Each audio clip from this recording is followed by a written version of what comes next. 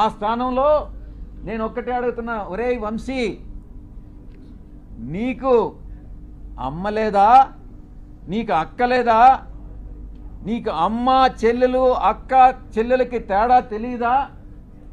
మీ అమ్మ మీద, మీ అక్క మీద, మీ చెల్లెల మీద ఎవరైనా ఇటువంటి ఆరోపణలు చేస్తే నువ్వు నిజంగా మనిషి అయి పుట్టి నీకు చీము నెత్తురుగాని ఉంటే నువ్వు గమ్ముగా ఉంటావా అని నేను ప్రశ్నిస్తా ఉన్నా.